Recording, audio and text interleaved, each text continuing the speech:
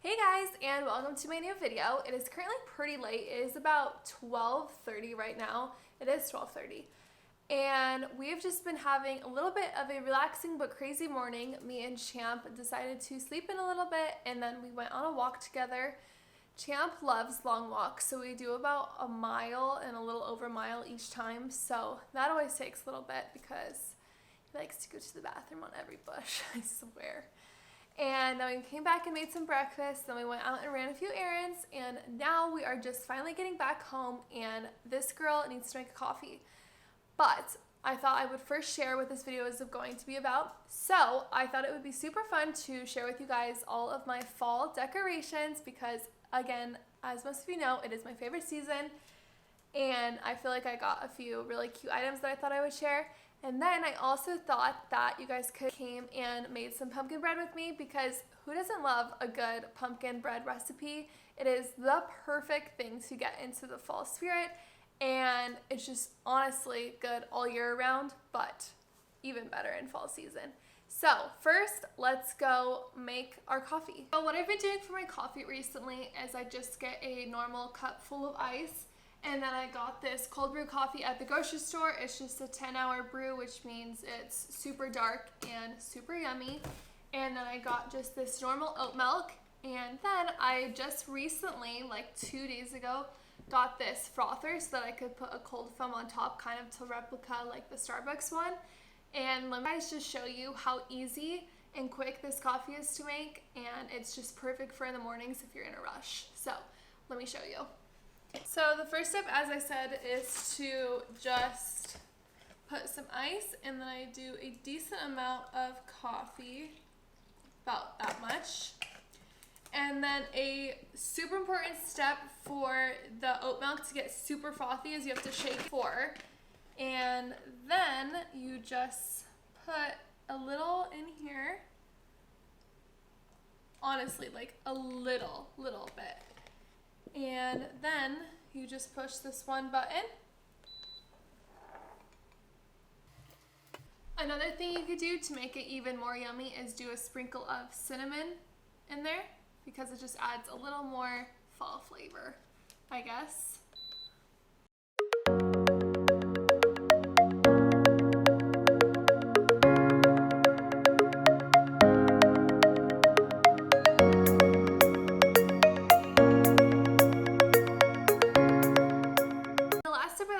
Is just add a final sprinkle of cinnamon, but not too much, and then it's all ready.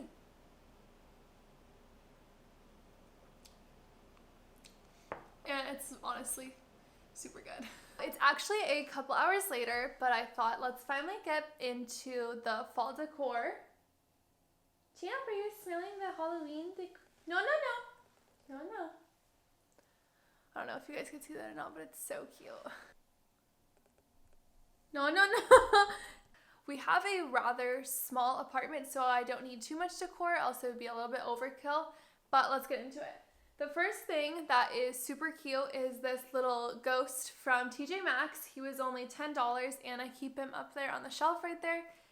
And Champ seems to think this is his new toy, so I'm going to go ahead and put that right back up there so we can't get to it. Also, that garland is from TJ Maxx, the candy corn one.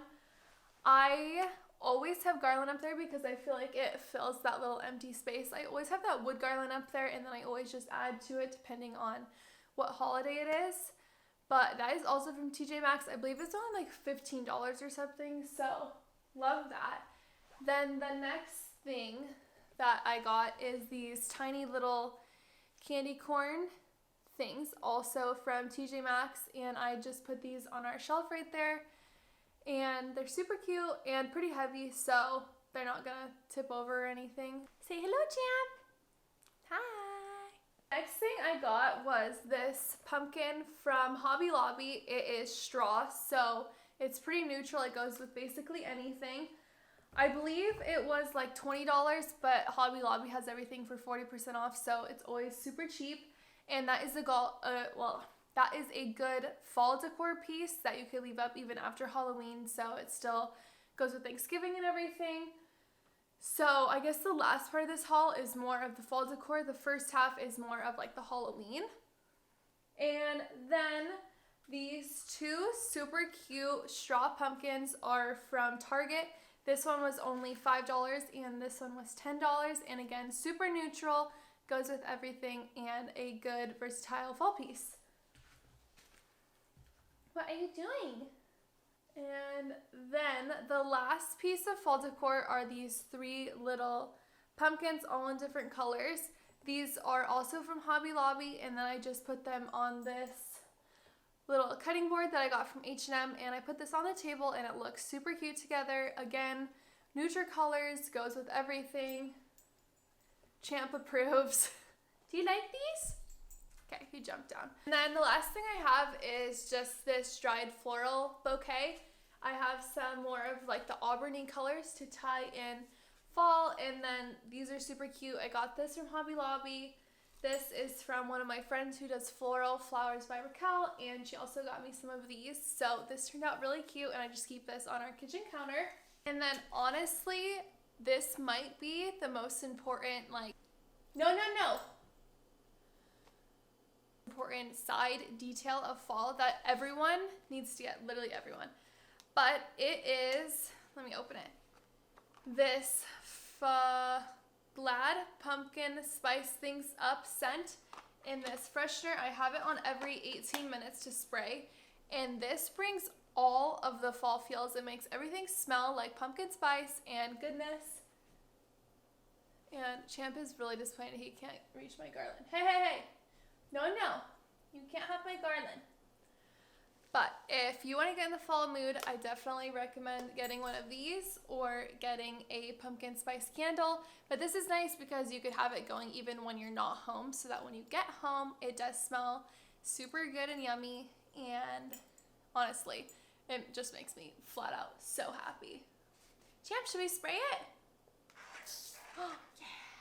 An outfit change to get more into the fall mood. This was one of my favorite sweaters last season from Free People in the green that I love, and then I just paired it with some white Wrangler pants. But yeah, let's get into making our pumpkin bread. Yay! Are you excited? So for the recipe we're making today, it is a, hang on, I lost the title, cinnamon pecan strudel pumpkin bread. And for this recipe, we are going to need flour, brown sugar, cinnamon, pecans, butter, pumpkin spice, baking powder, salt, eggs, sugar, and canned pumpkin. And let's get into making the strudel.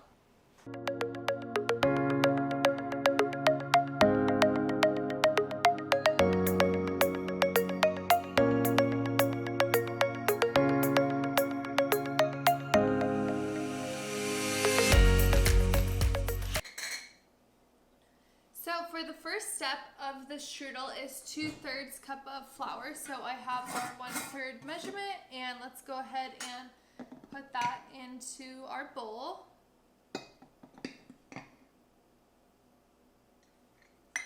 Then we need 1/4 cup of brown sugar. Add that in. A teaspoon of cinnamon. Good. 1/4 cup of walnuts or pecans. I keep switching up between pecans and pecans. Which one is it? That looks good to me.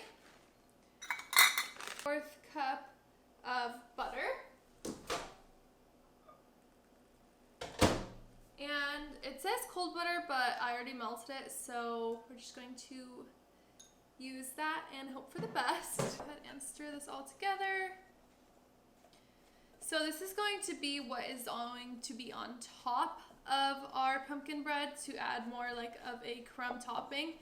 And I think a crumb topping on absolutely anything makes it 10 times better, if not 100 times better, just because then it adds a little bit of texture to what you're eating, and usually it contains more sugar, so That's always good. Champ is actually like, what the heck are you doing, Mom? Who are you talking to? This is just about all mixed together, and then it says cover and refrigerate. So we are going to go ahead and cover this, and then we are going to put it in the refrigerator while we make the batter. So I currently have all of the ingredients out. Recipes always say to do the dry ingredients first, but something I just do is I always do the wet ingredients first, mix it all together, and then slowly add in the dry ingredients. I don't know why I do that. I just am lazy and like to use only one bowl, and I feel like that is just way better. So let's go ahead and put all of the wet ingredients in here, which include eggs, sugar, which isn't wet, that's weird, pumpkin, and butter. So let's do that.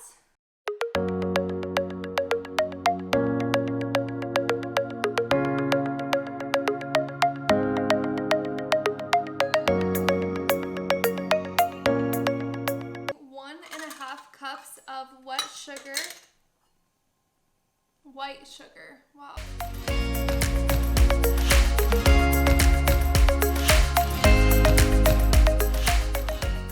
Cup of melted butter, which unfortunately is this entire stick. 15-ounce can of pumpkin, and this is 15 ounces.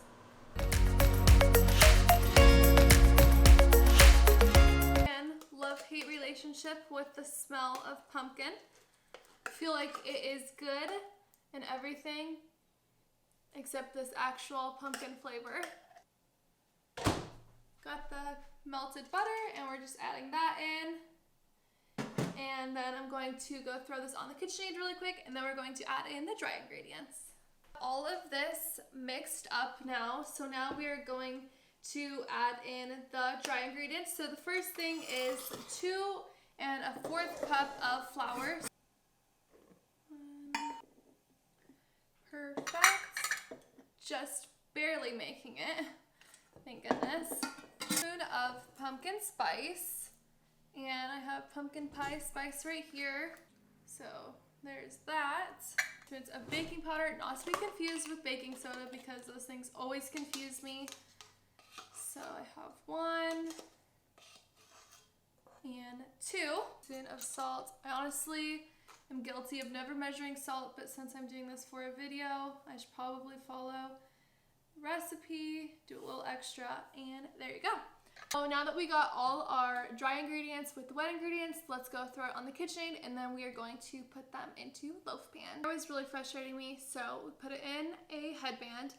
But I got my loaf pan out. I was reading the recipe, and it actually makes 2 loaves of bread, so I don't have 2 pans that are 9 by 5. So I'm going to throw the remainder into a bundt cake, and we're just going to see what happens because I only have 1, and the cook time is super long, so I don't feel like waiting for both of them to bake. The cook time is 40 to 45 minutes, which in my oven is probably going to be about 35 minutes. So technically I could wait, but I'm kind of curious to see if it turns out good in the bundt pan. So we're going to bake it at 350. But something I always like to do is I always like to add parchment paper to the bottom of my loaf pans, because then I don't have to worry about them burning on the bottom, and I don't have to worry about it sticking and not being able to get it out. So I always add parchment paper. My grandma taught me that, so I do it with literally everything. I always add parchment paper no matter what I'm doing. And then something weird is I always like to cut it down because I have this fear of it catching fire from the oven up top. I don't know, so I don't like to have the parchment paper go like super outside of the pan. So I always get it to fit just perfect like that, and then let's go ahead and put the batter in. Mixture, and we lined the loaf pan, so let's go ahead and put what seems to be about half in here. And that looks good to me. So right now it currently looks like this, and then we are going to add the strudel on top that we have in the refrigerator. Should I just make 2 loaves and just be patient? Maybe I should just make 2 loaves and then I could give it to someone. Okay, scratch the bundt cake. We are going to make 2 loaves and not be lazy.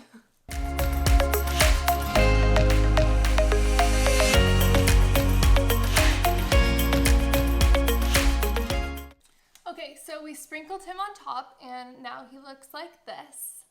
And we have the oven preheated to 350 and we are going to put him in for 40 to 45 minutes, but I'm going to check it around 35 minutes because our oven cooks quick. We just got the loaf out of the oven and guys, it looks and smells amazing. So it's been cooling for a little while, so I got out this cute little plate and we are going to put it on the plate and then we are going to try it, of course. Can you guys see it? It looks absolutely perfect. Okay, so let's go ahead and cut into it and see how it tastes.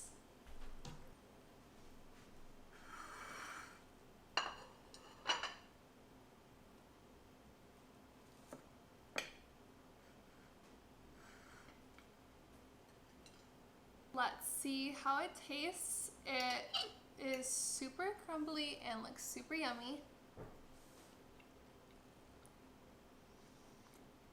Guys, that is so good. And the crumb on the top is the perfect amount of crunchiness.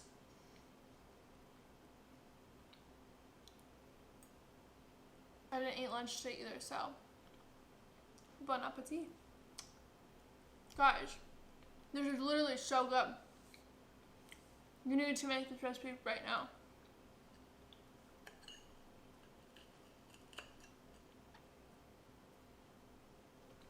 Alright guys, that is it for today's video. Thank you so much for watching. I will have all of the fall decor that I can find linked down below, along with this bomb pumpkin bread recipe that you guys definitely need to try.